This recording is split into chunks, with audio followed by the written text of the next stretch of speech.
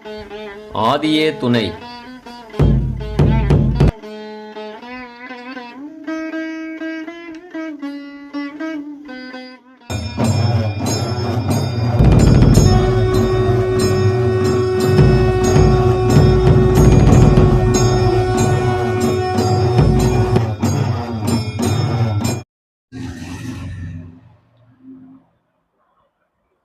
Recording in progress.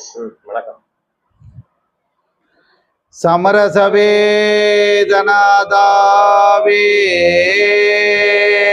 ஜாதிகளின் கர்த்தாவே மெய்வழிநாமனநாதமே மெய்வழி ஆண்டவர் திருவடிகளே சரணம். முத்தி பூர்ணம் மெய்யாக மெய்யாகவே சரிகும் கொடிகால் எடுத்துள்ள சரணம். நமது குலதெய்வம் பிரம்ம பிரகாச மெய்வழிச்சாலை ஆண்டவர்கள் வாக்கியம்.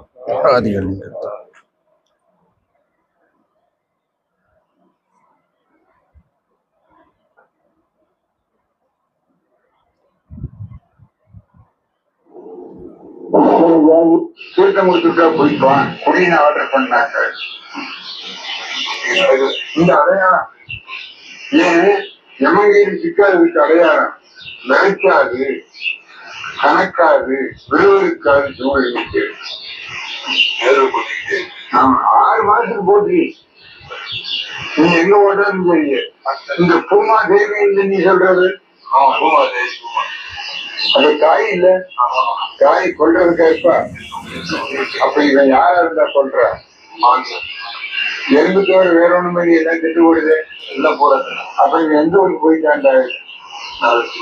அழகத்துக்கு போயிட்டான். அது செஞ்சுமா இந்த உலகத்தில் இப்ப இருக்கிற அடையாளம் இன்னைக்கு இருக்கிற முன்னால.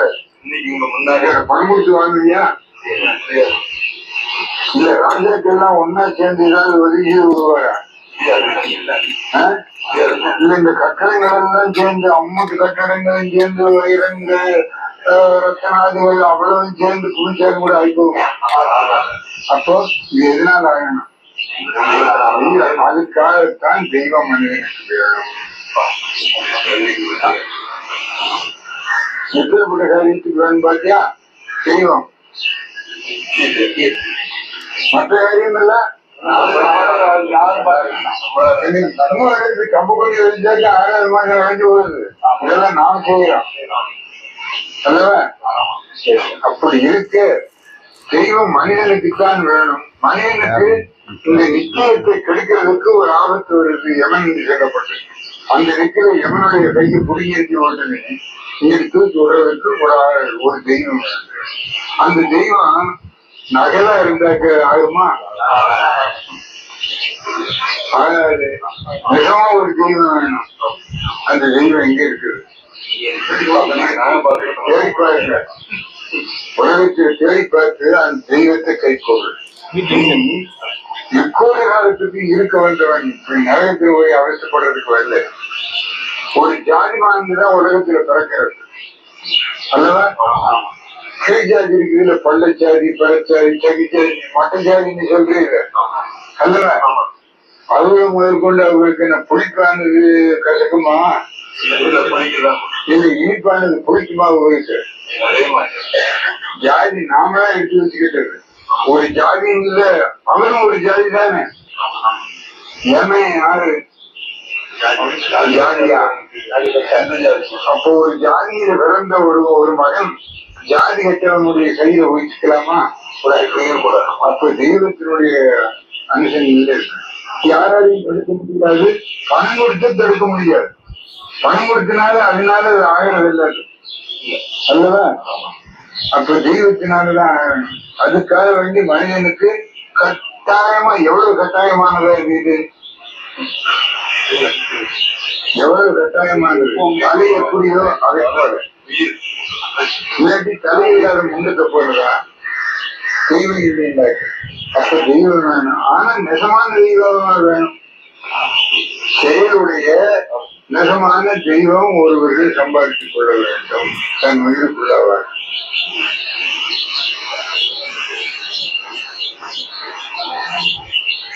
அப்போ தெய்வம் எதுக்கு வேணும்னு இப்ப தெரியல அல்லவா? அப்படி இல்லை, ரொம்ப அவசியம் இல்லை இருக்குது. உலகத்தில் எதா இருந்தாலும் இதான முக்கியமா வேண்டியது. பணம் எப்படி இருந்தா அதெல்லாம் வந்து நிக்காது. பணம் கொடுத்து சரி கட்டுறதா இல்லைங்க. பணம் கொடுத்து சரி கட்டுறது தெய்வமா இருக்குமா? ஆனா அது பேர் அந்த சாமி நமக்கு வேணும். ஒரு சாமி, நிஜமான சாமி வேணும். சாமியானது இன்னைக்கு உலகத்தில் எடுத்துக்கிட்டாலே செம்மறி அந்த கூட்டமாட்டு இருக்குது. நல்லா நினைச்சு பாருங்க. எங்க ஊர்ல வந்து 100 இருக்குது, உங்க ஊர்ல எங்கிட்டு இருக்குமோ? ஆயிரக்கணக்காக இருக்கும். அதுவா பேர் என்ன? சாமி. அந்த பேரினுடைய லட்சணமாக அவனுக்கு தெரியுமா? சாமி என்று நீ சொல்றையே, நீ மதிக்கிறையே அவன். அந்த சாமி என்று சொல்லப்பட்ட அந்த நாமாவது தெய்வம் அவனுக்கு மனுவின் கடமை. பேரு சாமி.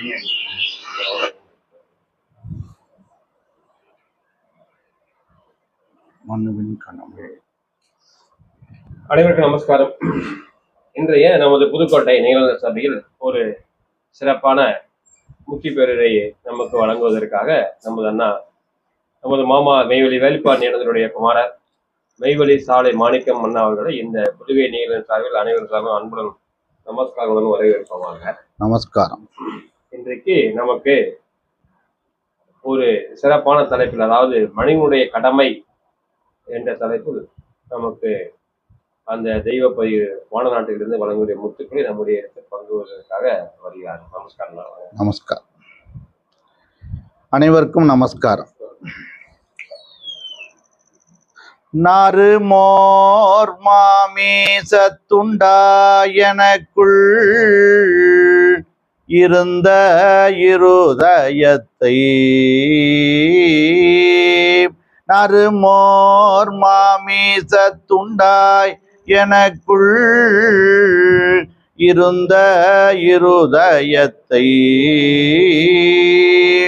புறவொன்னா சம்பத் எல்லாம் விளையுத்தி யோவனமாக்கி வைத்தாய்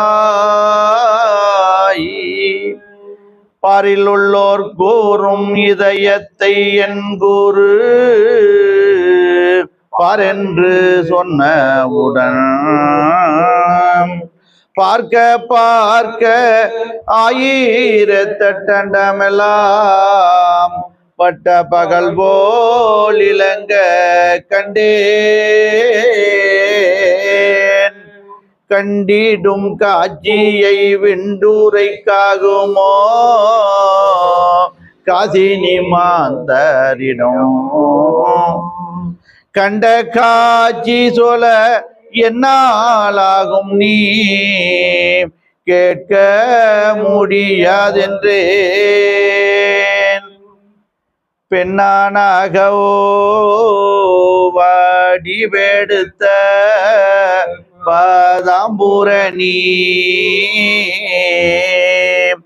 பெண்ணானாகவோ வடிவெடுத்த பதாம்பூரணி பெற்றதாயே என் நாவில் நின்று பேசும் அம்மா. நமது தேவகோமான் குருகொண்டல் திலகபிரான் அண்டாண்டங்களும் கடந்து விளங்கும் அகிலாண்ட கோடி பிரம்மாண்ட கைலி நாடு அவர்களுடைய கருணையாலும் அவர்களுடைய தயவாலும் அவர்களுடைய இரக்கத்தாலும் இந்த புதுக்கோட்டை நிகழ்நிலை சபையானது இங்கே மிகவும் சீரும் சிறப்புமாக நடைபெற்று கொண்டிருக்கிறது. இந்த சபையிலே மனுவின் கடமை மனுவின் கடமை என்ற தலைப்பில் முத்தி பேரரை ஆற்ற விளைகிறேன். சர்வத்துக்கும் எஜமானனாயிருக்கும் அந்த இறைவனை, ஈசனை தனக்குள் தானே தெரிந்து கொள்வதுதான் மனிதனின் கடமை. தெய்வம் எத்தனையோ கடமைகளை எடுத்து சொல்லியிருக்காங்க இந்த மனுவுக்கு. அதில் சிலதை தான் நம்ம பார்க்க போறோம். சர்வத்துக்கும் எஜமானனாயிருக்கும், சர்வத்துக்கும் எஜமான யார் இருக்கா? அந்த இறைவன், அந்த கடவுள், அந்த தெய்வம். அப்ப சர்வத்துக்கும் எஜமானனாயிருக்கும் அந்த இறைவனை, ஈசனை தனக்குள் தானே தெரிந்து கொள்வதுதான் மனிதனுடைய கடமை. அந்த மனு, அதாவது மனிதன் ஈசனாக வேண்டும் என்று எண்ணுவதே மனுவின் கடமை. அதற்காகவே தான் மனிதனுக்கு இந்த மனுஷன் என்ற நாமம் வந்தது. மனிதன் நித்தியத்திற்காகவே படைக்கப்பட்டவன். மனிதன் நித்தியத்திற்காகவே படைக்கப்பட்டவன். அவன் சாக பிறந்தவன் அல்ல என்று எண்ணுவதே மனிதனின் கடமை. ஒன்று நித்திய சொர்க்கத்தில் இருக்க வேண்டும், அல்லது நித்திய நரகத்தில் இருக்க வேண்டும். அறுசுவை அறிபவன் மனிதன். அந்த அறுசுவை கொண்டு ஒழிக்கின்ற இடம், அதாவது அது சேரும் இடம் அறிந்தவர்கள் தேவர்கள். அந்த தேவர்கள் ஆவதே மனுவின் கடமை. அதை இறைவன் வேதத்தில் சொல்வதானது.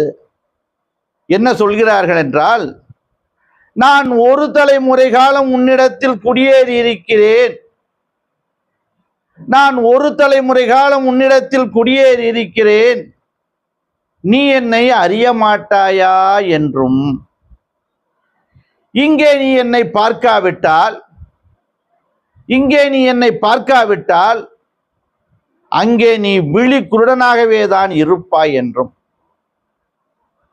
இறைவனை மனிதன் இதற்காகவே தான் படைத்தார்கள் என்றும், இதனின்றி மனிதனை நான் வீணுக்காக படைக்கவில்லை என்றும் தெய்வம் எடுத்து அதை வழங்குறாங்க. மேலும் அவர்கள் மனிதன் என்னுடைய ரகசிய பெட்டகம், மனிதன் என்னுடைய ரகசிய பெட்டகம் என்றும், மனிதனுடைய இதயத்தில் அன்றி நான் வேறு எங்கும் வெளியாவதில்லை என்றும். இன்னைக்கு கூட திருவாக்கியத்துல தெய்வம் அற்புதமா எடுத்து இன்னைக்கு வணங்கினாங்க. இந்த கோயில் குளமெல்லாம் எடுத்து வச்சிருக்கிறாங்களே, அதுலேயே நிஜமான கடவுள் இருக்குமா? அந்த நிஜமான கடவுள் எங்க இருக்கும்? அந்த ஜீவ குகைதோறும் வீட்டிற்கும் மாசு மறுவில்லா குகனை போற்றி அல்லவா பிறவி மாய்த்தனன். பிறவி மாய்க்க வேண்டும் என்றால் அந்த மாசு மறுவில்லா குகனை போற்றி தான் செய்யணும். அதெல்லாம் வெளியே இருக்கிறதெல்லாம் மறுவுடைய குகன். அது என்ன பலன் கொடுக்குமோ அது கொடுக்கும். ஆனா பிறவிப்பிணி போக்கணும்னா என்ன பண்ணணும்?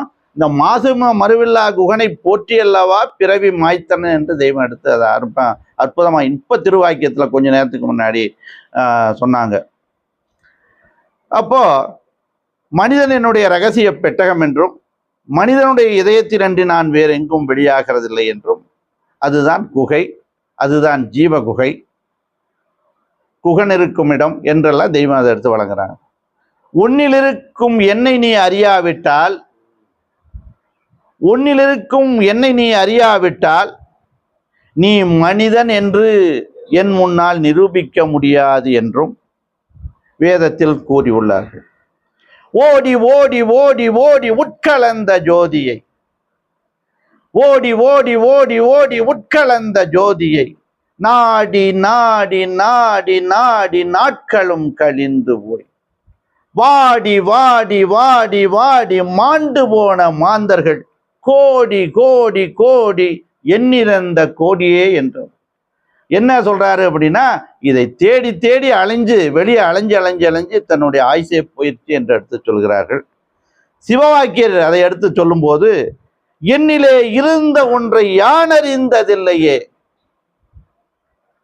என்னிலே இருந்த ஒன்றை யான் அறிந்ததில்லையே, என்னிலே இருந்த ஒன்றை யான் அறிந்து கொண்ட பின் என்னிலே இருந்த ஒன்றை யாவர் காண வல்லரோ, என்னிலே இருந்திருந்து யான் உணர்ந்து கொண்டேனே என்று அவர்கள் எடுத்து வழங்குகிறார்கள்.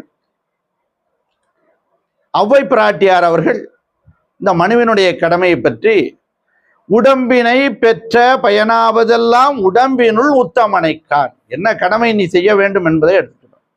உடம்பினை பெற்ற பயனாவதெல்லாம் உடம்பினுள் உத்தமனை காண் என்று சொல்றோம்.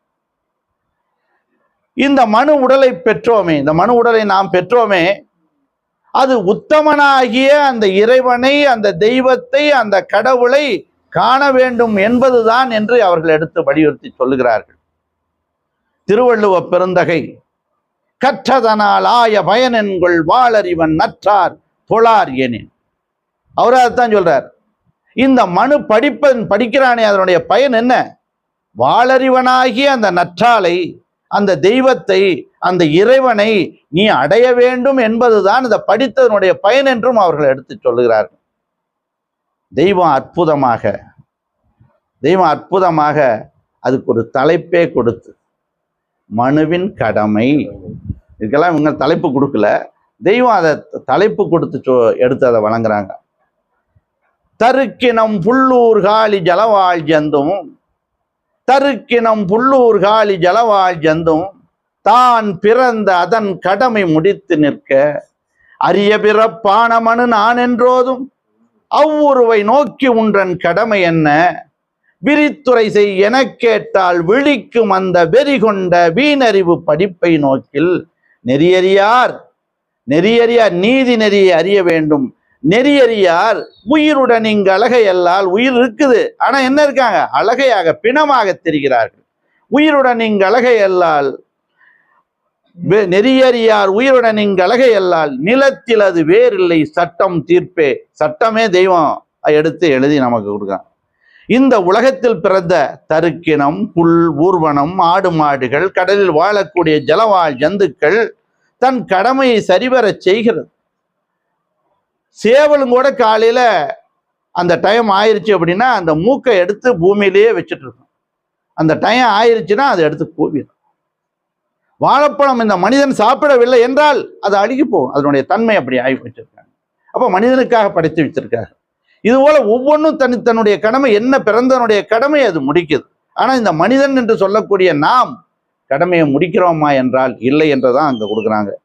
அப்ப அந்த மனிதன் அந்த கடமையை முடிக்க வேண்டும் என்றுதான் தெய்வம் அதை வலியுறுத்தி சொல்றாங்க. மனு என்றால் தெய்வம் திருவாக்கியத்துல கொடுக்குறாங்க. நாம் ஏன் பிறந்தோம், நம் கதி முடிவில் என்னவாகும் என்று ஆய்ந்து தேடுகின்ற தேட்டமுடையவனே மனு. மனுனா யாருன்னு எளிமையா 2 வரியில எடுத்து கொடுத்துட்டாங்க. இதை எப்ப யார் ஒரு இறைவனை தேடுகிறார்களோ அவனுக்கு பெயர் தான் மனு. அது வரைக்கும் என்னவா இருக்கிறோம்? நரனாக இருக்கிறோம் என்று எடுத்து சொல்றாங்க. அப்போ நம்மிடம் ஒரு இருட்டு இருக்குது, நம்ம கிட்ட ஒரு இருட்டு இருக்கு. என்ன அப்படின்னா, செத்த பிறகு ஒண்ணுமே இல்லை. அந்த அழுத்தமான இருட்டு. செத்த பிறகு ஒண்ணுமே இல்லைங்கிறதுனாலதான் இந்த மனிதன் இந்த உடம்பு இருக்கும் போது இந்த வாழ்க்கையவே வாழ்ந்துட்டு இதோட சுருண்டு செத்து போயிடலாம். ஏதோ பிறந்தோம், வளர்ந்தோம், ஒரு படித்தோம், ஒரு கல்யாணம் பண்ணோம், 2 பிள்ளைய பெற்றோம், ஒரு சின்ன வீடாக கட்டிக்கிட்டோம், அப்புறம் அதை நாய் மாதிரி காவல் காத்தோம், அப்புறம் அந்த புள்ள இதுகளை எல்லாம் பெற்று அதை வளர்த்தி அதுக்கும் காவலாக இருந்துட்டு செத்தோம், சுருண்டோம், செத்தோம் அப்படிங்கிறது அது அல்ல அப்படிங்கிறாங்க. அப்போ மனிதன் நிச்சயத்திற்காகவே படைக்கப்பட்டவன். எக்கோடி காலத்திற்கும் மனிதன் சாக போகிறதே இல்லை என்பதை எங்க வந்து தெரிஞ்சுக்கிட்டோம்? மெய்வழிச்சாலையில வந்துதான் அதை தெரிஞ்சுக்கிட்டோம். எல்லாம் செத்து போயிரும், அவ்வளவுதான், முடிஞ்சு போச்சு. இந்த வாழ்க்கையில என்னடா பெரிய வாழ்க்கை, இந்த வாழ்க்கை, இதை போய் பெருசா பண்ணிட்டு இருக்கேங்கிற. அப்புறம் இதை இன்னொரு திருவாக்கியத்திலையும் எடுத்து தெய்வம் கொடுக்குறாங்க. கைலாச வாசரின் திருச்சந்நிதி அடைந்து, எதற்காக மனுவனுடைய கடமை என்ன என்று எடுத்துட்டோம். கைலாச வாசரின் திருச்சந்நிதி அடைந்து அவரது கொலுவாசனத்தில் அமரவே இத்தேகத்தின் அதிபதியாகிய ஸ்ரீமன் நாராயண மூர்த்தியின் திருவடி திருச்சந்நிதி நிழல் போய் சேரவே நாம் இந்த மானிடச்சட்டை எடுத்தோம். மானிடச்சட்டை எதுக்கு எடுத்தோம்னு சொன்னாங்க. கைலாசவாசனின் திருச்சந்நிதி அடைந்து அவரது கொலுவாசனத்தின் அமரவே இத்தேகத்தின் அதிபதியாகிய ஸ்ரீமன் நாராயண மூர்த்தியின் திருவடி திருச்சந்நிதி நிழல் போய் சேரவே நாம் இந்த மானிட சட்டை எடுத்தோம். அதனை விட்டு ஒரு அட்வொகேட்டாக, ஒரு பணக்காரனாக, நாடாளும் மந்திரியாக ஆவதற்கு தேகம் எடுக்கவில்லை என்று எடுத்து கொடுக்கணும். அரிது அரிது மானிடர் ஆதல் அரிது.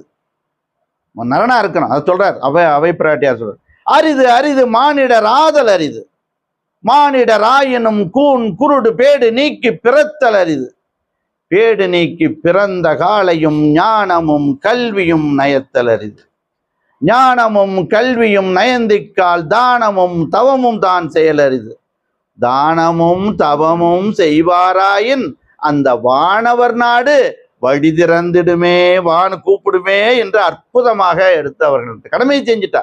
மனிதனுடைய கடமையை செஞ்சுட்டா அந்த மாணவர் நாடு என்ன பண்ணும்? வா என்று கூப்பிடும் என்று அற்புதமாக எடுத்துக்கணும்.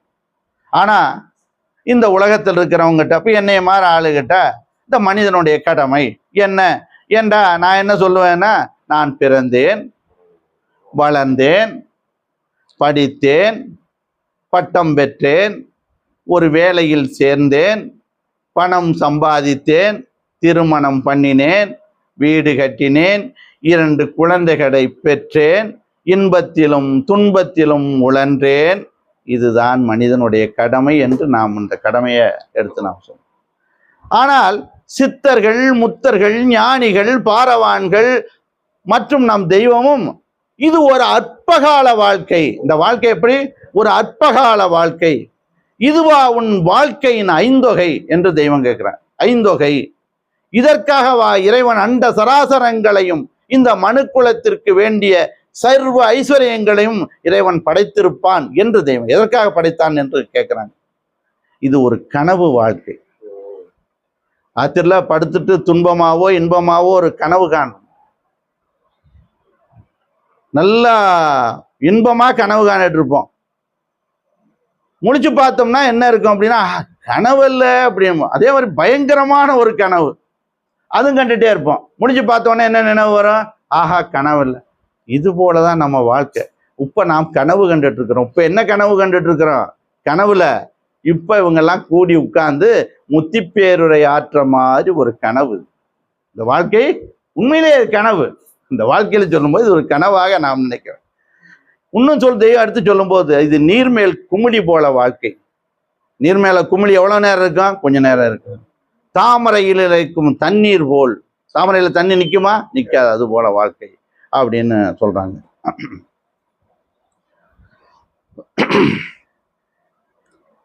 அப்ப இந்த சித்தர்கள், முத்தர்கள், ஞானிகள், பாரவான்கள் எல்லாம் என்ன எடுத்து சொல்றாங்கன்னா, இந்த தூள வாழ்க்கைக்கு பின் இதுதான் அற்புதமா தெய்வம் எடுத்து நம்ம மெய்வெளிச்சாலையில எடுத்து சொல்லுவது, பேசுவதே இதுதான். இந்த தூள வாழ்க்கைக்கு பின் நித்திய ஜீவ வாழ்க்கை ஒன்று இருக்கிறது. அந்த நித்திய ஜீவ வாழ்க்கையை பெறவே மனிதனுக்கு அறிவு என்ற அந்த மாணிக்கத்தை கொடுத்தது என்று தெய்வம் எடுத்து அதை வழங்குறாங்க. அதை ஒரு திருவாக்கியத்துல நமது தேவகோமானவர்கள் அற்புதமாக அருமையாக எடுத்து வழங்குகிறார். அசலை காணீர், அசலை காணீர், விட்டு விட்டீர். நீங்க கூட சொன்னாங்க, அசல் விபூதி இருக்குமே அது எங்கே? இந்த ஸ்ரீமன் நாராயணன் கையிலிருந்து பெற்று தருவனே அந்த விபூதி எங்கே? என்றும் மங்காம இருக்கிற அந்த விபூதி எங்கே? இந்த விபூதியா? அல்ல. அந்த உத்ராட்சம்னா என்ன? உருத்திரன் அஞ்சக்கூடிய குளிகை அல்லவா? அது எங்கே? இந்த கொட்டக்காயா அப்படின்லாம் கேட்குறாங்க. அப்ப அசலை நிரூபிக்கிறதுக்காக தான் கேட்குறாங்க. அதுதான் அதுக்காகத்தான் அந்த வாக்கியத்துல என்ன கொடுக்குறான்? அசலை காணீர், விட்டு விட்டீர். அசல் தேகம் எடுத்திருக்க, அசல் தேகம் எடுத்திருக்க அதை விட்டு விட்டு, எதை விட்டுட்டு? எல்லாத்தையும் விட்டுட்டு. ஜீவதேகமாகிய அந்த உயிர் தேகம் ஒன்று இருக்கிறது, நம்மிடம் அது உள்ளது, அதை மறந்து விட்டு அதை பற்றியே நம்ம நினைக்கிறது இல்லை. இந்த நகல் தேகமாகிய அனித்திய உடலுக்கே பாடுபடுகிறோம் என்று இந்த நகல் தேகத்தை நம்பி என்ன செய்யறோம்? இந்த நகல் தேகத்தை நம்பி என்ன செய்யறோம்? அதை கொடுக்குறாங்க. நகல் கல்வினவென்று. இதுக்காக நம்ம படிக்காம முடியுமா? படிச்சாதான்டா சோறு திங்க முடியும், படிடா அப்படிங்கிறாங்க. ஆனா விவசாயம் பண்ணா சோறு திங்கலான்னு யாராவது சொல்லி கொடுக்குறாங்களான்னா கிடையாது. படிச்சாதான் சோறு அப்படின்னு ஒரு ஒரு குருட்டுத்தனமான ஒரு நம்பிக்கையை வளர்த்துருக்காங்க. படிச்சாதான் சோறு அப்படின்னு. படிச்சுட்டு பெரிய கலெக்டரு சோறு கிடைக்காம கொண்டே ஒரு நாட்டில் விட்டா அவர் வேலை செய்வாரா? சாப்பாடு இல்லை. ஒரு வெளிநாட்டில் ஒரு வேலைக்கு கூப்பிடுறாங்க, மாசம் உனக்கு 5 லட்சம் ரூபா சம்பளம், நல்ல காரு, நல்ல பங்களா, நீ ஒரு 3 மாசத்துக்கு இருக்கவங்க கூட இந்தியாவுக்கு வந்துட்டு போகலாம், எல்லாம் உண்டு. ஆனா சோறு மட்டும் இல்லை அப்படின்னு சொன்னா போய் அவன் வேலை பார்ப்பானா? அதை யாராவது நினைச்சோமா? இப்படி ஒரு முட்டாள்தனமான ஒரு வார்த்தையை கொண்டே கொடுக்குறாங்க பாருங்க. படிச்சாதான் சாப்பிடலாம். அதுதான் தெய்வம் அதைத்தான் சொன்னாங்க, உழுதான் தாண்டா சாப்பிடலாம். ஒரு தெலுங்குக்காரன் உழுகிறான், தமிழ்காரன் உழுகிறான், அவனுக்கு செய்யாத இந்த தமிழானது இந்த உலகத்துல வேற என்ன செஞ்சது? தமிழ் அவனுக்கு செய்யாத விஷயத்தை இந்த இவனுக்கெல்லாம் என்ன செஞ்சது அப்படிங்கிறதுக்கு அந்த கல்வியில் எடுத்து தெய்வம் வழங்கும் போது அதை கொடுக்குறாங்க. அப்போ நான் இந்த உலகத்தில் செய்து கொண்டிருக்கும் அத்தனை வேலையும், அப்ப நகல் தெய்வம் தொழில் புரிந்து நகல் தெய்வத்தை அது கூட என்ன பண்றான்? அந்த சம்பாதிக்கிறதுக்கு கூட நகல் தெய்வத்தை நாடுகிறான். ஏன்னா இன்னும் நிறைய 10 லட்சம் ரூபாய் சம்பாதிச்சது 10ல இன்னொரு 5 லட்சம் ரூபாய் சேர்த்து சம்பாதிக்கணும் அப்படிங்கிறதுக்கு யாரை போய் நாடுறான்? நகல் தெய்வத்தை. அது எதுவும் பிரயோஜனம் கொடுக்குமான்னு தெய்வம் கேட்டாங்க. இன்னைக்கு இப்பவும் கூட அது ஏதாவது கொடுக்குமா? நீ படைத்த கடவுள் அது உனக்கு என்ன செய்யும்? உன்னை படைத்த கடவுள் ஒன்று இருக்குமே, அதெல்லாம் உனக்கு செய்யும் என்று இன்னைக்கு எடுத்து அற்புதமாக இன்னைக்கு எடுத்து சொன்னாங்க. அப்புறம் அந்த நகல் தெய்வத்தை நாடி நகல் தவம் செய்து நகல் இன்பத்தினை நுகர்ந்து கொண்டிருக்கும் நகல் உலகீரே. நகல் இன்பத்தை கனவுனாலே அப்புறம் நகல் தானே அது. அப்ப அந்த நகல் இன்பத்தை நுகர்ந்து கொண்டிருக்கும் நகல் உலகீரே அப்படின்னு சொல்றாங்க. ஆனா அசல் வேலை உயிருக்காக செய்யும் வேலை தான் ஒண்ணுதான் அசல் வேலை. இந்த உடலுக்காக செய்யக்கூடிய வேலை எதுவும் அசல் வேலை இல்லை. நாம் நம் கண்ணை பார்க்கிறோம், காதை பார்க்கிறோம், நம் காலை பார்க்கிறோம், நம் கையை பார்க்கிறோம், இந்த உலகத்தை பார்க்கிறோம்.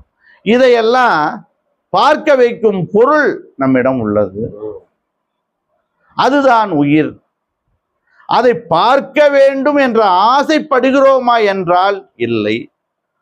அதை பார்க்க ஆசைப்படுவதுவே மனிதனுடைய முதல் கடமை. அதை பார்க்க ஆசைப்படுவதா மனிதனுடைய முதல் கடமை என்று.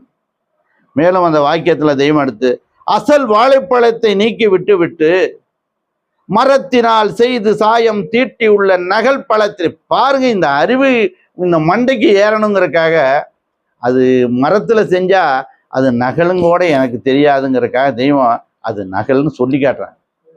அசல் வாழைப்பழத்தை நீக்கி விட்டு மரத்தினால் செய்து சாயம் தீட்டி உள்ள பழத்தினை எடுத்து உண்ணுவோமா பிறவியரன்னு அங்க சொல்லல, நகல் பழத்தினை எடுத்து உண்ணுவோமா பிறவியரே என்று. உண்ணவே மாட்டோம் அப்படிங்கிறாங்க. அதுபோல அசல் தெய்வம் ஒன்று உள்ளது, அது நம்மிடம் உள்ளது. அதை விட்டு இந்த மரத்திலும் செம்பிலும், நீங்க கூட சொன்ன மரத்துல செம்புல வைரத்துல தங்கத்துல எதுல செஞ்சாலும் பிரயோஜனமாகுமாங்க. மரத்திலும் செம்பிலும் தங்கத்திலும் வெள்ளியிலும் கல்லிலும் செய்து வைத்த தெய்வம் நகல் தெய்வம் நமக்கு ஏதாவது தருமா என்று. அதற்கு இந்த மனுவுக்கு என்னதான் தெய்வம் கொடுக்குறாங்க அப்படின்னு சொன்னா, ஆனதினாலேதான் நான், திருவாக்கியது ஆனதினாலேதான் நான் என்னுடைய உன்னுடையதுமாகிய அசல் தெய்வத்தை காட்டி அசல் பேசி அசல் விருப்பம் தந்து உங்களை என்னுடைய அசல் உலகத்திற்கு அசல் வாழ்வு பெற அழைக்க வந்திருக்கிறேன் என்று சத்திய வார்த்தையா நமக்கு எடுத்து கொடுக்குறாங்க. மேலும் அதை சொல்லும்போது இதை அல்லத்தட்டு வீரேல், இந்த வார்த்தையை அல்லத்தட்டு வீரேல், ஒரு அரக்கன் வந்து, அரக்கன் யாரு? யமன் வந்து உன்னை அவமானத்தில் ஆக்கி அழகையாக்க வருகிறான், வந்தும் இருக்கிறான். நான் சொல்லுகின்ற இது அசலே. இதை ஒரு சாமியார் கேட்டுக்கிட்டே இருக்கார். சாமியார் கேட்டு இந்த பிரசங்கத்தை கேட்டுட்டு இருந்தவர், சாமி நகல் வேலை செஞ்சதா தான் இவ்வளவு நேரம் சொன்னீங்க, பூரா சொன்னது பூரா நகல் வேலை. நகல் வேலை செஞ்சதுக்கு எதுக்கு சாமி அசலான நரகம் வருது அப்படின்னு கேட்கிறாரு அவர். நகல் வேலை நீங்க சொன்னது பூரா நியாயம்தான். நாங்க அந்த நகல் வேலையை தான் செஞ்சுட்டு இருந்தோம், நீங்க சொன்னது தான் செஞ்சோம். ஆனா நாங்க நகலை செஞ்சதுக்கு நகலான நரகம் அல்ல வரணும், ஏன் அசலான நரகம் வருது அப்படின்னு அதை கேள்வி வைக்கிறாங்க. அப்போ அதுக்கு தான் தெய்வம் சொல்றாங்க, அசல் வேலை செய்வதற்கு அந்த அசல் தெய்வத்தை காணவே இந்த தேகமும் வயதும் தந்திருக்க, அதுக்கு அசலுக்காக தான் தந்திருக்க. ஆனா நீ என்ன பண்ணுன, அத நகல் வேலைக்கு அதை செலவழித்து விட்டு, சரி நகல் வேலைக்கு எவ்வளவு நாள் செஞ்ச, கடைசி வரைக்கும், ஏதோ அறியாத வயசுல வேறு செஞ்சிருந்தாலும் பரவாயில்ல, கடைசி வரைக்கும் கடைசி வரைக்கும் செய்யறதுனால நிஜம் அசலான நரகமே உனக்கு தண்டனையாக வருகிறது என்று கொடுக்குறாங்க. மேலும் தெய்வம், ஏ மனிதனே உன்னுடைய இந்த உப்புப்பாண்ட உடலுக்குள்ளே முச்சகாதிய சொர்க்க மத்திய பாதாளங்களும் கதிர் மணி மதி மின் பனி தாரகைகளும் சிரஞ்சீவி சர்வ ஐஸ்வர்யங்களும் சர்வஜ வாழ்வு வயது வரங்களும் பஞ்சபூதாதிய விசேஷ அருகூறு சுவையும் எப்படி இருக்குன்னு சொல்றாங்க, சேர்த்து மடக்கி சுருட்டி திரட்டி மகா நுணுகி எப்படி வச்சிருக்காங்க, அத மகா நுணுகி நுணுகிய வடிவினுக்கும் அப்பாலுற்ற நுட்ப நுணுகிய வடிவில் நின்று வயங்குகின்ற, அது என்ன சொல்ல, வயங்குகின்ற அணுவாண்ட, அது அணுதான், ஆனா அது என்ன பிரம்மாண்ட. அந்த அணு எப்படி இருக்கு, அணுவா தெரியுது, ஆனா அது எப்படி இருக்கு, பிரம்மாண்டமா இருக்கு. அணுவாண்ட பிரம்மாண்ட அணுவரசு அழியா வஸ்து அணு அதுவதனை அழியா, அது அழியுமா என்றால் அது பிறப்பும் கிடையாது இறப்பும் கிடையாது எதுவுமே கிடையாது, அது அழியா வஸ்து அதுவதனை என்று. அதை பார்க்கறதுனா எப்படி பார்க்கணும் சொல்றாங்க, வாடாத ஓரறிவாய்ப்பாயும் முனக்கூறாகிய மணக்கண், அதாவது அகக்கண் கொண்டன்றி இந்த மனு விளங்க முடியாது, இதை விளங்குவதே மனிதனுடைய முதல் கடமை. வடலூர் வள்ளல் அவர்கள் மனிதன் பிறந்தது, இந்த மனு உடல் எடுத்தது மரணமிலா பெருவாழ்வு வாழவே என்கிறார்கள். நீதி எனும் பொருளான மனுக்குலத்தை, ஆரம்ப பாடலே தெய்வத்தை வழங்குறாங்க, நீதி எனும் பொருளான மனுக்குலத்தை நித்தியனும் நித்தியத்திற்கே படைத்தான். இதை எப்படி தெரிஞ்சுக்கணும், ஓதி தான் தெரியணும். ஓதி இதை உணர்ந்தறியா உயிர்கோடிகள் ஊறுபட்டு அழகை நரக ஆளலாலே ஜாதி மனு குலமனைத்தும் ஜீவன் கண்ட ஜென்மசா பல்லிய குலம் ஆக்கவென்றே இந்த ஆதிமை உதயபூரண வேதாந்தத்தை உனக்காக அருளினேன் என்று ஓதி உணர்ந்து உரைப்படி, இப்படி அது நடந்தா எப்படி வரலாம், ஓதி உணர்ந்து உரைப்படி நடந்தோர் ஈதுலகத்தில் எவர் குலமெனினும் நித்திய வாழ்வும் நிமடனும் அவனாய் சுத்த சைதன்ய சிவக்கொழுந்தவனாய் முத்தொழில் கரசி முனிவனும் அவனாய் என்று எடுத்து தெய்வம் எடுத்து வழங்கிட்டே போறாங்க. வடலூர் வள்ளல் அவர்கள் காடு வெட்டி நிலந்திருத்தி காட்டெருவும் போட்டு, காடு வெட்டி நிலந்திருத்தி காட்டெருவும் போட்டு கரும்பை விட்டு கடுவிரைத்து கழிக்கின்ற உலகீர். கரும்பை போடுறதுக்கு வேலை கடுகை போட்டுட்டு ஏண்டா தெரியுற, எல்லாம் தான் செஞ்சேன், அந்த உழுதையல்ல பாடுபட்ட எல்லாம் செஞ்சேன், கரும்பே போட வேண்டியதானே. அதுபோல நாம் வாழ்ற வாழ்க்கையை சொல்றாங்க. காடு வெட்டி நிலந்திருத்தி காட்டெருவும் போட்டு கரும்பை விட்டு கடுவிரைத்து கழிக்கின்ற உலகீர் கூடு விட்டு போனவின் ஏது புரிவீர். இந்த கூடு விட்டு போனவின் ஏது புரிவீர், எங்கே குடியிருப்பீர், ஐயோ நீர் குறித்தறியீர், உனக்கு தெரியலையே அப்படின்னு அவரு அழுகிறார். ஆற்று வெள்ளம் வருவது முன் அணை போட அறியீர். ஆற்று வெள்ளம் வர்றதுக்கு முன்னாடி அணை போட்டு வச்சிருந்தா தானே ஆகும், அப்புறம் போட்டா என்ன ஆகும், அடிச்சுட்டு போயிரு. ஆற்று வெள்ளம் வருவது முன் அணை போட அறியீர், அகங்கார பேய் பிடித்தீர் ஆடுதற்கே அறியீர். கூற்று வருங்கால், கூற்றுனானே யமன், கூற்று வருங்கால் யமன் வரும்போது ஏது புரிவீர், ஐயோ சேற்றை உதைத்த சேவடியை போற்ற விரும்பீரோ? யமனை உதைத்த திருவடியாகிய அந்த தெய்வத்தை போற்றுவதற்கு ஏன் உனக்கு மனம் வரவில்லை என்று எடுத்து கொடுக்கிறார். மேலும் அவர் வையகத்தீர் வானகத்தீர் புலம்புறாரு. நாம் புலம்ப வேண்டியதெல்லாம் அவர் புலம்புறார். வையகத்தீர் வானகத்தீர் மற்றகத்தீர் உமது வாழ்க்கையெல்லாம் வாழ்க்கை என மதித்து மயங்காதீர். மையகத்தே உருமரண வாதனையை தவிர்த்த வாழ்க்கையதே வாழ்க்கை என மதித்தரனை பெறவே என்று சொன்னார். மேலும் அவர் கண்டதெல்லாம் அனித்தியமே. நீ இது வரைக்கும் பார்த்தியே, அது பூரா அனித்தியம். எதை செய்யற வரைக்கும், இந்த மனிதனுடைய கடமை நீ செய்யற வரைக்கும் எல்லாம் என்ன அனித்தியம். அதான் கண்டதெல்லாம் அனித்தியமே, கேட்டதெல்லாம் பழுதே, கற்றதெல்லாம் பொய்யே, நீர் கழித்ததெல்லாம் வீணே, உண்டதெல்லாம் மலமே. அது வரைக்கும் உட்கொண்டதெல்லாம் என்ன மலம், உட்கொண்டதெல்லாம் குறையே, உலகேலீர் இதுவரையும் உண்மை அறிந்திலேரே.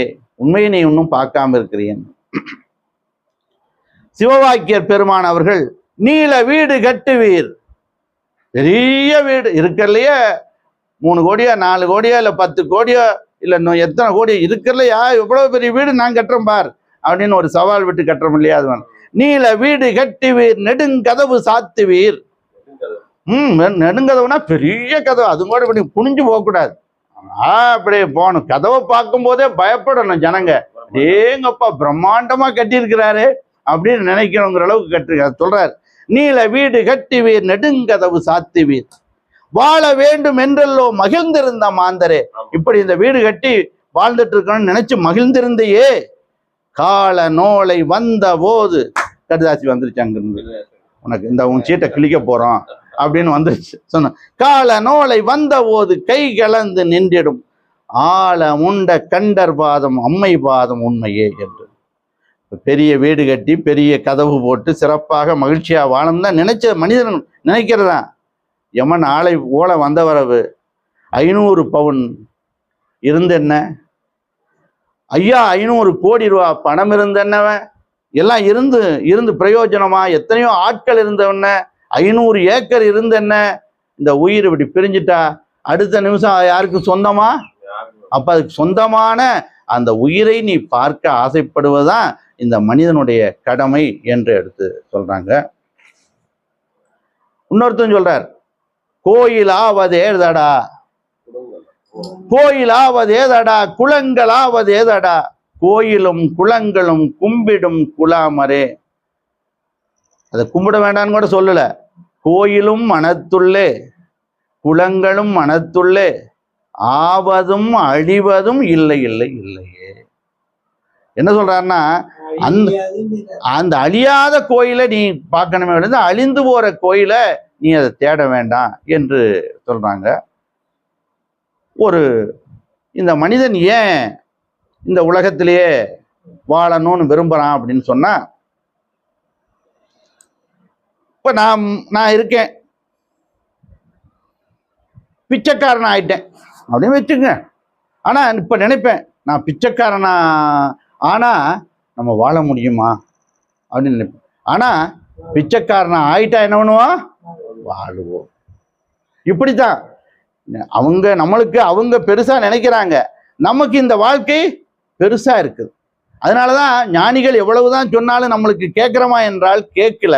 அந்த வாழ்க்கையை நினைக்கும் போது கஷ்டமா இருக்கு, அப்புறம் அதுல அனுபவிக்கும் போது அதே சுகமா இருக்கு. அதான் அந்த கதை தான் இப்ப சொல்ல போறேன். அந்த கதை தான் இப்ப சொல்ல போறேன். அதனால ஒரு ஊர்ல ஒரு ராஜா நல்லபடியா அரசாட்சி ஆண்டு வர்றாரு. நல்ல மனுஷன், ஒன்றும் இல்லை. ஏதோ ஒரு சின்ன சாபம், அதாவது ஒரு ஞானிகிட்ட கொஞ்சம் எதிர்த்து பேசிடுறாரு. உடனே ஞானிகளுக்கு தான் எல்லா ஞானிகளும் அமைதியான ஞானிகளும் உண்டு, விஸ்வாமித்திர மாதிரி உள்ள கோபம் உள்ள ஞானிகளும் உண்டு. அந்த கோபம் உள்ள ஞானி சாபம் விட்டுறார், நீ பன்றியாக பிறக்க கடவுது அப்படின்னு. உடனே ஆம்பா என்னையா ஒரு உப்பத்தான் சொன்ன, அதுக்குள்ள நீ இவ்வளவு வேகப்பட்டுட்டிய சாமி அப்படின்னு கேட்கிறாரு அவர்கிட்ட போய். சாமி அவசரப்பட்டுட்டீங்களே, என்னை பன்னியா பிறக்க சொன்ன நினைச்சு பார்க்கிறாரு. இவர் ராஜா ருசி ருசியா சாப்பிட்டுட்டு நல்ல அலங்காரமான ஆடை சென்ட்டு பூசிக்கிட்டு பார்த்தா தோழிகள் அவங்க இவங்கன்னு ஆடம்பரமா வாழ்ந்தவர் நினைச்சாலே எப்படி பண்ணியா இருக்கிறத நினைக்கும் போதே இவருக்கு அட வேற சாபமாவது கொடுத்தாரா இந்த சாமியாரு, இந்த பன்னி சாபத்தை போய் கொடுத்துருக்கிறாரே அப்படின்னு அது சாக்கடையில எல்லாம் போய் இருக்கணும், நாத்தம் அல்ல அது அப்படின்னு மனசுல நினைக்கிறாரு. நினைக்கும் போதே அதுக்கு இருக்கு. சாமின்னு காலில் விழுந்து கும்பிட்டு, சாமி ஏதாவது அதுக்கு மாற்று வழி ஏதாவது இருக்கா, இருந்தா சொல்லுங்க, பிராயச்சித்தம் ஏதாவது இருக்கா அப்படின்னு கேட்கிறாரு. சரி இப்படி கேட்டதுனால நான் சொல்றேன், அதை நீ செய்ய அப்படின்னு. நீ பன்னியா போய் பிறந்த உடனே உன்னைய யாராவது கொன்னுட்டான், நீ எப்படி சொல்லிட்டேன், ஏன்னா அவங்க வாக்கு மாற முடியுமா, ஞானிகளுடைய வாக்கு மாற சொல்லிட்டேன், சொன்ன நீ பன்னியா பிறந்த அதுலயே உழண்டுட்டு இருக்காம நீ பன்னியா பிறந்த உடனே உன்னை வந்து வெட்டிட்டா மறுபடியும் நீ ராஜாவாக வந்துடலாம். இதுதான் எப்படி ஒரு பாவ விமோச்சனம்.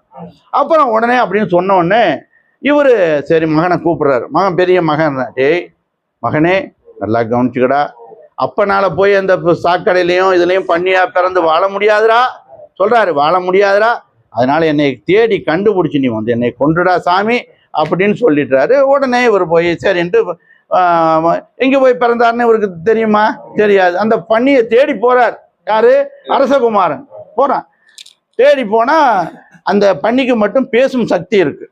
எப்படி கண்டுபிடிக்கிறது பண்ண, எல்லா பன்னியும் ஊமையாவே இருந்துச்சு அப்படின்னா எப்படி கண்டுபிடிக்கிறது அப்பம் பண்ணி அப்படின்னா,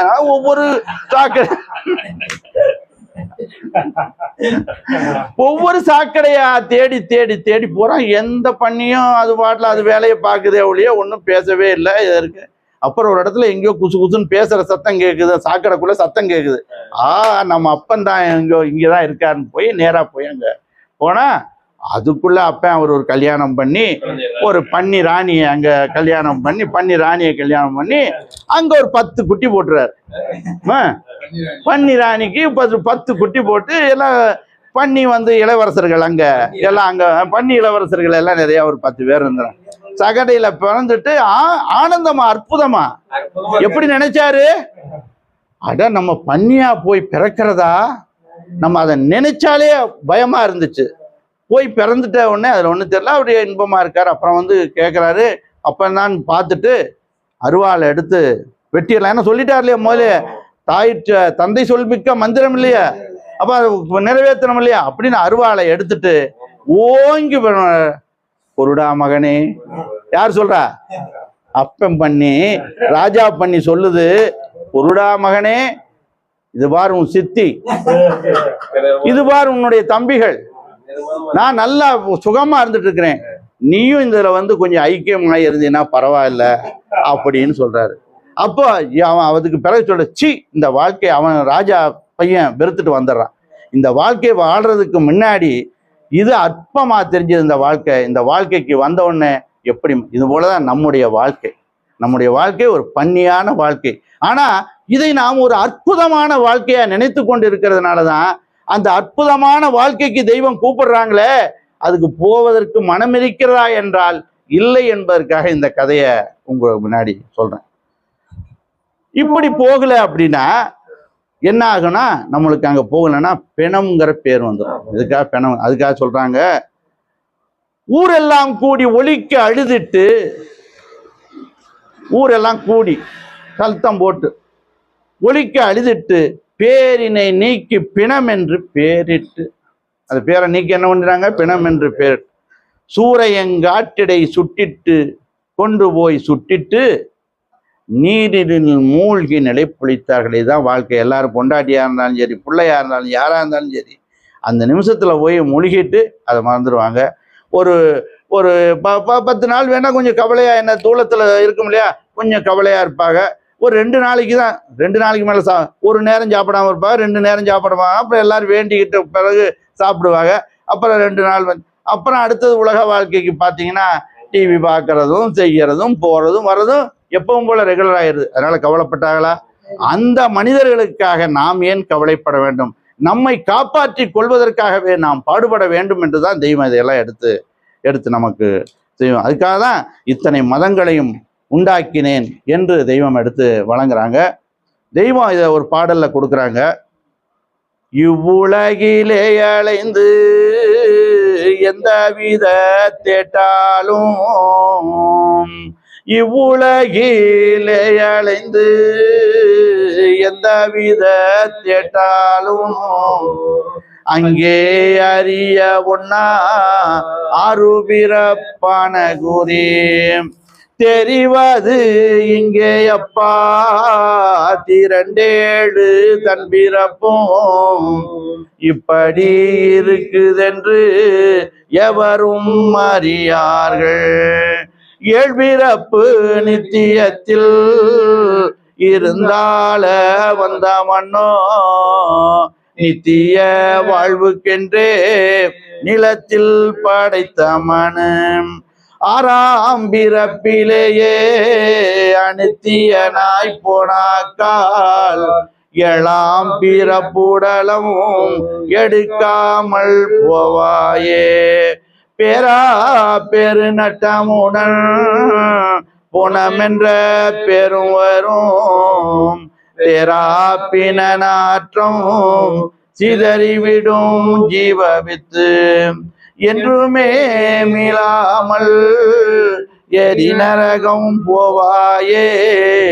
இதற்காக உன்னை இறைவன் படைக்கவில்லை என்று மிகவும் நம்ம மேல இறக்கப்பட்டு தெய்வம் இந்த திருவாக்கியத்தை இதை எடுத்து இந்த பாடலை எடுத்து கொடுக்குறாங்க.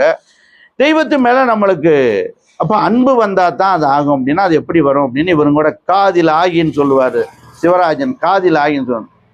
காதலாகி கசிந்து கண்ணீர் மல்கி இறைவனை எப்படி போய் அடையிறது கடமையை செஞ்சு அப்படின்னா காதலாகி கசிந்து கண்ணீர் மல்கி ஓதுவார் தமை நன்னெறி குய்விப்பது வேத நான்கிலும்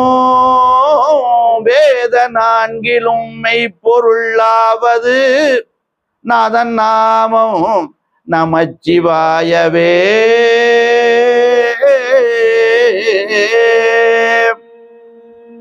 இத வள்ளலூர் வள்ளல் பிரான் அவர்கள் நினைந்து நினைந்து உணர்ந்து உணர்ந்து நினைந்து நினைந்து என்ன நினைந்து நினைந்து நம்முடைய சிறுமையை நினைந்து இறைவனுடைய பெருமையை நினைந்து நெகிழ்ந்து நெகிழ்ந்து நினைந்து நினைந்து உணர்ந்து உணர்ந்து நெகிழ்ந்து நெகிழ்ந்து அன்பே நிறைந்து நிறைந்து ஊற்றலும் கண்ணீர் அதனால் உடம்பு நனைந்து நனைந்து அருளமுதே நன்னிதியே ஞான நடத்தரசே என்னுரிமை நாயகனே என்று வணைந்து வணைந்து ஏத்ததும் நம் வம்மீன் உலகேலீர் மரணமிலா பெருவாழ்வில் வாழ்ந்திடலாம் கண்டீர். மரணமிலா பெருவாழ்வில் வாழ்ந்திடலாம் கண்டீர் சொல்லிட்டு புனைந்துரையேன் சேர்த்து சொல்லல, நீ சேர்த்து சொன்னேன்னு நினைக்காத. புனைந்துரையேன் பொய் புகழேன், பொய்யும் சொல்லலப்பா இவர் பொய் சொன்னார் நீ நினைக்காத. யாருகிட்ட வந்து யார் சொல்லணும் பாரு. புனைந்துரையேன் சேர்த்தும் சொல்லல, பொய் புகழேன் அதுவும் சொல்லலாம. சத்தியம் சொல்கின்றேன் பொற்சபையில் சிற்சபையில் புகும் தருணம் இதுவே என்று மனிதனுடைய கடமையை சொல்றாங்க. ஒரு சிலது நம்மளே இந்த மனிதனுடைய கடமை நினைச்சு பார்த்தோம்னா என்னங்கிறத முடிச்சுட்டு இதை முடிச்சிடலாம். மனிதனுடைய கடமை ஞானிகள் சொல்வது இருக்கட்டும், நாமே நம்ம கடமையை சிலது செய்யறோம். அதை நினைச்சோம்னா இதுக்காக இறைவனை நம்ம வேண்டலாமா, அவரை போய் பார்க்க முடியுமா? தாயின் கருவறையில் கை கால் கண் காது மூக்கு இதயம் நுரையீரல் முதலிய உறுப்புகளை உண்டாக்கியது யார் என்று நாம் அது இறைவன், அந்த கடவுள் என்று நாம் தாயின் கருவறையில் இருந்து வெளியில் வருவதற்கு 3 நாளைக்கு முன்பே தாயின் மடியில் பாலை சுரக்க வைத்தாரே அது யார் என்று நினைக்க வேண்டும். அவருடைய தன்மை என்ன, அற்புதம் என்ன என்று நினைக்க வேண்டும். உண்மையில் பார்க்க போனால் நாம் ஒன்றுமே செய்வதில்லை. நாம் ஏதாவது செய்கிறோமா என்றால் இல்லை. நாம் உயிர் வாழ காற்று தேவை, தண்ணீர் தேவை, உணவு தேவை. அதை நமக்காக யார் படைத்து வச்சா? இறைவன் படைத்து வைத்தார்கள். அந்த காற்றை சுவாசிக்க நுரையீரல் தேவை. அதை யார் உண்டு பண்ணினார்கள்? அதையும் முன்பே படைத்து வைத்திருக்கிறார்கள். உணவுப் பொருள்களை நாம் ஏதாவது உண்டு பண்ணோமா என்றால் அதுவும் இல்லை. ஒரு நெல்லை நட்டினா நூற்றுக்கணக்கான நெல் வருது, ஒரு கடலை நட்டா இவ்வளவு கடலை வருது நினைக்கவில்லை. இப்படி மனிதனை குறிவைத்து ஒரு அரிசி தவறாமல் பொட்டி போட்டு வச்சிருக்கிறானே அந்த இறைவன் என்று தெய்வம் எடுத்து அதை வழங்குவான். இந்த உடலுக்கு உஷ்ணமும் குளிர்ச்சியும் தேவை. என்ன வேணும்? உஷ்ணமும் குளிர்ச்சியும் தேவை. அதற்காக என்ன பண்ணணும் அப்படின்னா, அதை குறிப்பிட்ட நேரத்தில் இந்த சுவாசத்தின் மூலமா இந்த குளிர்ச்சியும் உஷ்ணத்தையும் கொடுக்கணும். இல்லைன்னா இதாக ஒரே உஷ்ணம் வந்துட்டாலும் அழிஞ்சு போகும், குளிர்ச்சி ஆயிட்டாலும் இந்த தேகம் தாங்குமா? தாங்க. அப்ப இதை மாத்தி மாத்தி கொடுக்கணும். இதை இவன் கையில கொடுத்தோம்னா இவன் மறந்துடுவான். ஏன்னா 24 மணி நேரம் பத்துலையே அப்படிங்கிறதுக்காக அதை என்ன பண்ணாங்க, தன்னுடைய கையில வச்சுட்டாங்க. அதை 2 நாளிகைகளுக்கு ஒருக்கா இந்த சுவாசத்தை மாத்தி மாத்தி தெய்வம் நம்மளுக்கு கொடுத்து வழங்கிட்டு. சாப்பிடுவது நம்முடைய வேலை. நாம் உணவை செரிக்க வைத்தோமா? இல்லை. அதுபோல இப்படி எவ்வளவோ அதிசயங்களை தெய்வம் எடுத்து வழங்கி கொண்டே போகிறார்கள். ஆகவே நாம் அவர்கள் கடமையை, தெய்வத்தினுடைய கடமையை, இறைவனுடைய கடமையை சரிவர நம்மளுக்கு இதுவரை படைத்து வைத்து விட்டார்கள், படைத்து கொடுத்து விட்டார்கள். நாம் இறைவனை பற்றிய கடமையை மட்டும் செய்ய வேண்டும் என்று கூறி முத்திப்பேருரை மீண்டும் தொடரும். நமஸ்காரம். நமஸ்காரம்.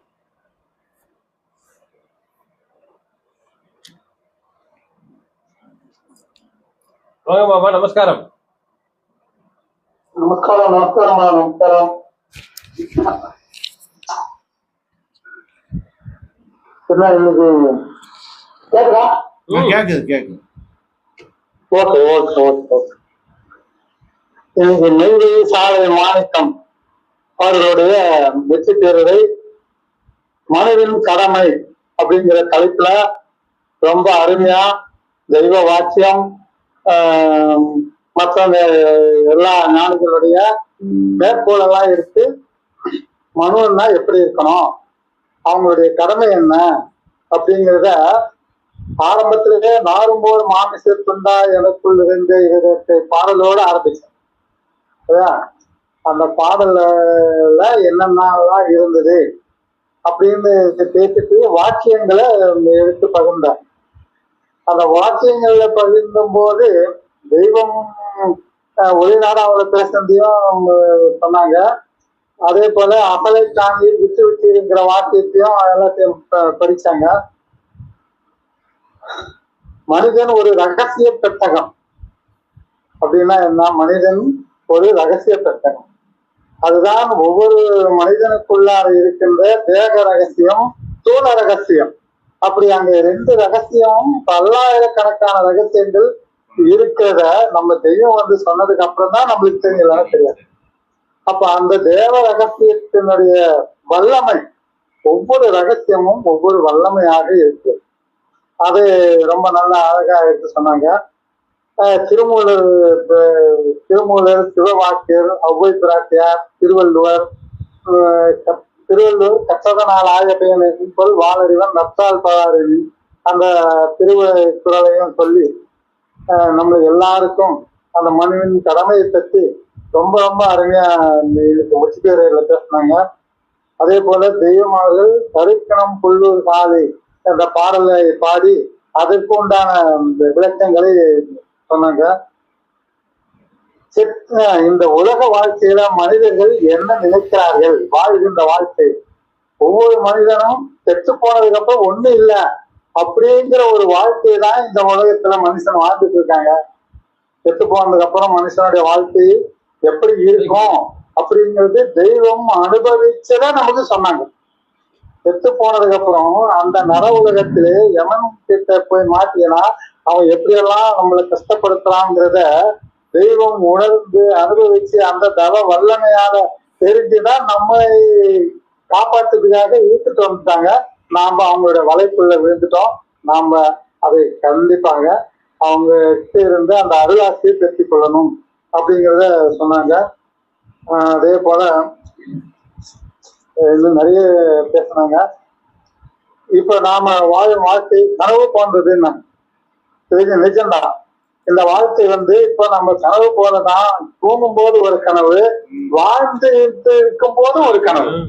இது இந்த கனவு உலகத்திலிருந்து தெய்வம் நம்மள அந்த சொர்க்கலோகத்துக்கு கூட்டி கொண்டு போகும்போதுதான் அங்கே இருக்கிற வாழ்க்கை ஸ்திரமான வாழ்க்கை அப்படிங்கிறத எடுத்து காட்டினாங்க. அதே போல மரணமிலா பெருவாழ்வு வாழ்ந்திடலாம் கண்டீர் வள்ளலார் அவர்கள் சொன்னதையும் நினைவு கூட்டினாங்க. இந்த உலகத்துல ஒரு மனிதனுக்கு என்ன இருந்தும் என்ன பலன் கிடையாது. அதுக்குதான் நடராஜர் பத்துல சொல்றாங்க, தாயார் இருந்தன்ன தந்தையும் இருந்தன்ன தன் பிறவி உறவு கோடி இருந்தன்ன தனமலை துவித்தன்ன கணபெயர் எரித்தன்ன தாரணியை ஆண்டுந்தன்ன சேயர்கள் இருந்தன்ன சித்துபல கற்றன்ன நான் ஓயாது நதியெல்லாம் மூழ்கினும் என்ன பயன். அந்த யமன் மோலை கண்டு கெடுக்குமோ இவையெல்லாம். ஆகவே யார் மீது உன் பார்வை இருந்தாலும் என் மீது கொஞ்சம் உங்க பார்வை பாருங்க அப்படின்னு சொல்லிட்டு வேண்டுறாங்க அந்த காலத்துல. அது போல நாம இந்த உலகத்துல இப்ப நாம தெய்வத்துக்கிட்ட நம்ம என்ன வேண்டணும் அப்படின்னா, எல்லோரும் இந்த மெய்யடியார்களாக வந்ததுக்கு அப்புறம் இந்த மெய்வெளிக்குள்ள அந்த கொள்கைகளின் பிரகாரம் நாம வந்ததுக்கு அப்புறம் அந்த கொள்கைகளிலிருந்து தெய்வம் நமக்கு என்ன அளிச்சாங்களோ அதிலிருந்து திரளாமல் தொடர்ந்து நாம அவங்களுடைய அடிநிலையில இருந்தோம்னா அவங்களுடைய அருளை நாம நிச்சயமா பெற்று அந்த உலகத்துக்கு நம்மளை கூட்டி கொண்டு போகின்ற ஒரு எஜமானனாக நம்ம தெய்வம் நமக்கு இருக்காங்க. அதனால இந்த உலகத்துல நம்ம என்னதான் நம்ம பாடுபட்டாலும் அந்த உலகத்துக்கு போற பாடுதான் மெய்யான பாடு. ஏன்னா அவங்க பார்த்து நாம நினைச்சு நாம இப்ப பாடுபட்டோம்னா அது அந்த மயிர்பாலத்துல நம்மளை கூட்டிட்டு கொண்டு போறதுக்கு லகுவா நம்மள ஆக்கணும் அப்படிங்கறதா இவ்வளவு வேதங்களையும் நம்ம இவ்வளவு நிகழ்நிலைகளையும் இவ்வளவு சபைகளையும் இவ்வளவு பேரையும் கூட்டி ஒவ்வொருத்தரும் வேலை இல்லையா நம்மளுக்கு. இப்ப நம்ம எதுக்காக கூப்பிட்டு பேசிட்டு இருக்கிறோம். நம்ம மாதிரி அவங்களும் வரணும் அப்படின்னு தெய்வம் எப்படி ஒரு தலையை ஈர்த்துக்கு பாடுபட்டாங்களோ அது போல இந்த ஒரு நிலைநிலையில யாராச்சும் பார்த்து கேட்டு பேசி ஒருத்தர் வர மாட்டாங்களான்னு ஒரு ஏக்கத்தோட தான் நம்ம இன்னைக்கு இத்தனை நிலைநிலைகள். இன்னைக்கு பாத்தீங்கன்னா வாட்ஸ்அப்ல பாத்தீங்கன்னா ஏறக்குறைய 10-15 குரூப். அது மாதிரி ஜூம் ஆப்ல இருக்கிறது என்ன பேசுறது என்ன. அப்படி இருந்தும் யாரு இதுக்கு வராங்களோ அவங்க மட்டும்தான் இங்க வர முடியும். அப்படித்தான் விதிச்சிட்டு இருக்காங்க தெய்வம். ஆகவே நாம எல்லோரும் இந்த மெய்யை பின்பற்றி வாழ வேண்டும் அப்படின்னு சொல்லி தெய்வ அருளும் ஆசீர்வாதமும் என்றும் நமக்கு கிடைக்க வேண்டும் என்று வேண்டி தெய்வத்தை வேண்டி இந்த முக்கிய பிறவை நிறைவு செய்கிறேன். நாளை மாணிக்கத்துக்கு என்னுடைய நன்றி. சிவராஜன் தொடர்ந்து இந்த வாரம் இது நீங்க பதிவு போட்டு இருக்கிறீங்க. நான் மே மாசத்துல இருந்து நான் கலந்துக்கிறேன். கண்டிப்பா நான் கலந்துக்கிறேன். எந்த டைம்ல கூப்பிட்டாலும் நான் பேசுறதுக்கு தயாராகிடுறேன். ஓகேங்களா? ரொம்ப நன்றி. இப்ப நான் உடல்நிலை சரியாயிட்டா அதனால எந்த விஷயமா இருந்தாலும் நான் தயாராகிட்டேன். ரொம்ப இளமையா மாறுறது மாதிரி தெரியுது. நமஸ்காரம். அது தெய்வத்துல அதுவும் பேச நம்ம இளமை கூட்டிட்டே தான் இருக்கும். அது என்னைக்குமே குறையாது. சரிங்களா? ஓகே, நமஸ்காரம். நன்றி. பௌர்ணமி அன்னைக்கு சாலையில பார்ப்போம். ஓகே.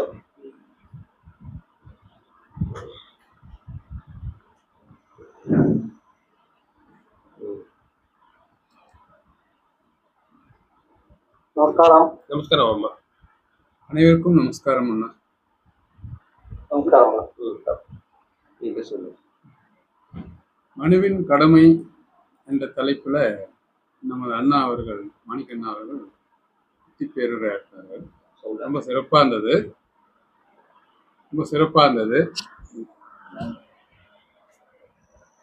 மனுவின் கடமை என்ன அப்படின்றது நிறைய தெய்வ திருவாக்கிகளை தொகுத்து கொடுத்தாரு. இருக்கு முதல்ல 2 விஷயம். ஒன்று, தன்னை அறிஞ்சே ஆகணும். 2வது, தனக்குள் இருக்கும் இறைவனை அறிஞ்சே ஆகணும். அந்த முதல் ஒன்று என்னன்னாக்கா தன்னை அறிதல் தான் முதல் கடமையா இருக்கு.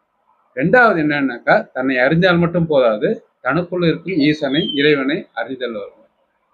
இதுதான் விஷயம். இதுக்கப்புறம் இன்னொரு விஷயம் இருக்கு. என்னன்னாக்கா தன்னை அறிதல்னா முதல்ல தெரிஞ்சுக்கும் என்னன்னு. தான்னா யாரு? என் பேர் சுபாஷ். சுபாஷ்னா யாரு? இந்த உடலுக்கா உயிருக்கா அப்படின்றதான் ஏற்கனவே அண்ணன் பேசியிருக்காரு. அது மறுபடியும் உங்களுக்கு ஞாபகப்படுத்துறேன். அதனால தான் யாருனாக்கா உன் நினைவாகிய ஜீவதேகம், ஜீவ குகை, இருதயம், அதுதான் தான்றது வருது. அந்த ஜீவதேகத்துக்குத்தான் பேரா இருக்கு. ஜீவதேகம் தான் நாமளா இருக்கிறோம். ஜீவதேகத்துக்குள்ளதான் ஜீவனா இருக்குது, இறைவனா இருக்குது. சொல்லுவாங்க இல்லையா, தாமரைக்கு மேலதான் சரஸ்வதி தேவி, இந்த லட்சுமி தேவி எல்லாம் உட்காந்துருப்பாங்க. காயத்ரி, பஞ்சாட்சரம், பிரணவம், கலிமா, இன்னும் நிறைய சொல்லுவாங்க, அது நாமங்களும் சொல்லுவாங்க. ஆமா. அப்படி இருக்கும்போது அந்த இருதயத்தில் தான் ஈசனா இருக்காங்க. அந்த ஈசனுக்கு தான் இத்தனை நாமங்கள், சர்வ நாமங்களும் ஈசனுக்கு தான். அப்ப நாம யாருன்னா, நம்ம வந்து ஒரு குகை, ஒரு தாமரை, மலர், இருதயம், நெஞ்சம், உள்ளம், கோயில், இப்படி பலதும் சொல்லிட்டு போகலாம். எல்லாமே வேதத்தில் தான் இருக்கு. அப்போ முதல்ல கோயிலை தெரிஞ்சுக்கிட்டா மட்டும்தான் அப்புறம் கோயிலுக்குள்ள போய் ஈசனை வணங்க முடியும். அது போல நம்மளுடைய இந்த சரீரத்துக்குள்ள இருதயம் எங்க இருக்கிறது, அது ஜீவ குகையாக இருக்கிறது, அது நினைவென்னும் ஜீவதேகமாக இருக்கிறது அப்படின்னு தெரிஞ்சுக்கிட்டோம்னா, அதுக்கப்புறம் அந்த நினைவுல நம்முடைய ஈசனை, நம்ம தெய்வத்தோட திருவாக்கியம் பூரா பதிப்பிக்கணும். அது சொர்க்கமா மாறுது. நினைவென்னும் ஆகாயத்தில் சதா நீங்கள் தீமையே பயிரேற்று வந்தால் என்ன வரும்? கடைசியில் என்ன வரும்? தீமைதான் வரும். அதனால தெய்வ திருவாக்கியங்களை நம்ம நினைவுல பதிச்சுட்டே வந்தா அந்த நினைவாகிய நம்ம ஜீவதேகம் முழுக்க முழுக்க சொர்க்கமாக மாறி விடுகிறது. ஒருவன் கொஞ்ச நேரத்துக்கு முன்னாடி அண்ணன் சொன்னார், கனவு காண்கிறான் ஒருத்தன். அது தீமையான ஒரு கனவு காண்டான், வருத்தப்படுற மாதிரி. உடனே விழிச்சு பார்த்தா, கனவு பயந்துட்டேன் அப்படின்னு சொல்லி சொல்றாரு. இதே நல்லா ஒரு சந்தோஷமான ஒரு கனவு காண்டார், பிடிச்சு பார்த்தாக்கா காணுமே, சந்தோஷத்தை காணுமே அப்படின்னு. அப்ப கனவுன்னு வாழ்க்கையும் கனவு தான், நம்ம கண்டதும் கனவு தான். ஆனா அசல் என்னவோ அதுதான். இன்னைக்கு அசலை பத்தி நம்ம மாணிக்கண்ணா நிறைய பேசியிருக்காரு. ரொம்ப தெளிவா எல்லாருக்கும் புரியும் மாதிரியும் முதல் கடமை, மனுவனோட முதல் கடமை பத்தி ரொம்ப அற்புதமா பேசியிருக்காரு. இன்னும் நிறைய இதை பத்தி பேசலாம், அடுத்தவங்க பேசுற வாய்ப்பு கொடுக்கும். ஆனால் எனக்கு வாய்ப்பு கொடுத்தமைக்கு ரொம்ப நன்றி. மீண்டும் மீண்டும் முக்தி பேருரை தொடரும். நமஸ்காரம். நமஸ்காரம். இன்றைக்கு நம்முடைய புதுக்கோட்டை நேயர்கள் சபையில் ஒரு சிறப்பான, அதாவது நாம் எல்லாருக்கும் மிகவும் அறிய வேண்டிய, தெரிய வேண்டிய, நாம் உணர வேண்டிய கடமை என்ன அப்படின்றத இன்னைக்கு நமக்கு அண்ணா வந்து அந்த பழைய இதை எல்லாம் யாவப்படுத்தினாங்க. அப்படி யாவப்படுத்தும்போது இன்னைக்கு நமக்கு 6 மணி, இன்னைக்கு நம்ம மெய்வெளி சாரல 6 மணி வணக்கத்தப்ப நம்முடைய தெய்வ வாக்கியம் பிறந்ததும் இந்த மனிதனுடைய கடமையை தான் தெய்வம் வந்து நமக்கு புரிகிற மாதிரி எடுத்துரைச்சாங்க. அந்த மறுவுடைய குகுணையத்தான் நம்ம வணங்கிட்டு இருக்காங்க, மறிவில்லா குகுணை யாரும் வணங்குறது இல்லை அப்படின்றதையும் சொல்லி ஒரு கருத்தை வந்து வலியுறுத்தி சொன்னாங்க. அந்த விபூதி வெட்டி தருகின்ற பூ போன்ற தீயாகிய பூவை வந்து எப்படி அவங்க கொடுக்குறாங்க அப்படின்னா, அந்த விபூதி வந்து ஸ்ரீமன் நாராயண இடத்துல இருக்கான், அதை வந்து அவர்கள் வந்து கைகொண்டு அறிவித்து தருவதாக நமக்கு உத்தரவாயிருக்கு. ஸோ அந்த விபூதியை வந்து நம்ம தருவதற்காக ரொம்ப அண்ணா இன்னைக்கு வலியுறுத்தினது அதான். மனிதன்னா யாரு, ஃபர்ஸ்ட் மனிதனா யாருன்னு தெரிஞ்சுக்கிறாங்க அப்படின்ற போது, அந்த மனிதன்னா யார் அப்படின்னா, நாம் யார், நம் கதி முடிவில் என்னாகும் என்று ஆராய்ந்து தேட்டமுடையவனே மனிதன் அப்படின்றாங்க. அப்புறம் தான் கடமைக்கு வந்து தெய்வம் வந்து மனிதனுடைய கடமை அப்படின்னு ஒரு சிறப்பான தலைப்பு கொடுத்து அதை வந்து அண்ணாவும் அந்த பாடலை பாடினாங்க. அந்த தரிக்கணம் உள்ளூர் காலியிலேருந்து ஆரம்பிச்சு மனிதன் யாரு, அவன் எதற்காக வந்தான், அவனுடைய என்ன, அவனுடைய சிறப்பு என்ன, இவனா இருந்து இவனா சாப்பிட்டான், இவனா வளர்ந்தான், இதை யார் பண்ணது, அப்ப இறைவனா யாரு அப்படின்றதையும் எடுத்து காட்டி அதுக்கு ஒரு ஓமானத்துக்கு ஒரு கதையும் சொன்னாரு. அது கதையில்ல, அது வந்து நம்முடைய நிஜம் வாழ்க்கையை தான். நாம அங்கிருந்து வாழும்போது தெய்வத்திட்ட இருந்து வாங்கிட்டு வரும்போது அதான் நினைச்சு வரோம், தெய்வமே நாங்க சீக்கிரம் உங்களையே வணங்கி உங்களையே நினைவாக இருந்து உங்களை திருப்பாதங்களே அடைவோம் என்று கூறிதான் அந்த 7 வித அமானித கடனை வாங்கிட்டு வரோம். அந்த இடத்துல அண்ணா சொன்னோம், மறந்த அந்த பள்ளியோட வாழ்க்கைய முடிந்த மட்டும் இல்ல, நம்ம மட்டும் இல்ல, எல்லாருமே முடிந்த மட்டும் வாழ்ந்துட்டு எப்படா தெய்வம் இவன் வந்து அதை விடுவான். இப்படி சின்ன பிள்ளை அடம் முடிச்சுட்டே இருக்கும் ஒரு பொருளை வச்சு, அது கையில அது அம்மா எப்படி ஏப்பு காட்டி அதை வாங்குறதுக்கு முயற்சி பண்ணாலும் அதே மாதிரி தெய்வம் நமக்கு வேடிக்கை விளையாட்டுமா எல்லாத்தையும் காட்டி காட்டி எப்ப அசந்து போறோம்னா அதை தூக்கிட்டு போற மாதிரி நம்மளை வந்து இந்த வாழ்க்கையில இருந்து காப்பாத்துறாங்க அப்படின்றத மிக அழகாக நமக்கு எடுத்துரைத்தாரு. அதுவும் வந்து ஒரு அழுத்தமான இருட்டு அப்படின்னாங்க. மனிதனுக்கு வந்து ஒரு அழுத்தமான இருட்டு அப்படின்னு என்ன அப்படின்னா ஒன்னே ஒண்ணுதான், செத்ததுக்கு அப்புறம் எதுவுமே இல்லைன்னு ஒரு நினைவு வருது பாருங்க. அது யாரு விதைச்சான்னு தெரியாது. செத்ததுக்கு அப்புறம் ஒண்ணுமே இல்லை அப்படின்னு அவங்க பொன்னால் பாவம் தின்னா போச்சு அப்படின்ற ஒரு பழமொழிக்கு சொல்லுது. செத்ததுக்கு அப்புறம் ஒண்ணுமே இல்லை அப்படின்னு சொல்றாங்க பாருங்க.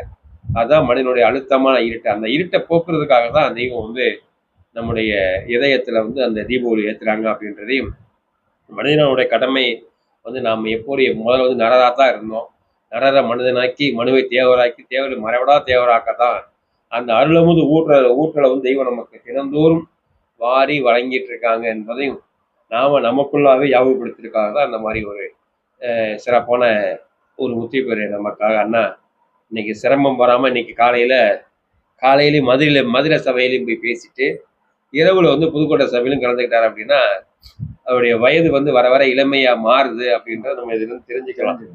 ஆமா, மிகவும் சிறப்பாக இருந்தது. அண்ணா அவர்களுக்கு நம்முடைய புதுக்கோட்டை எங்கள் சார்பில் நன்றி கலந்த நமஸ்காரம் தெரிவித்துக் கொண்டு நாம் இப்படி இந்த சபை நிறைவு செய்வோமாக. மீண்டும் நமக்கு அடுத்த வாரம் நம்முடைய சபை தொடரும்.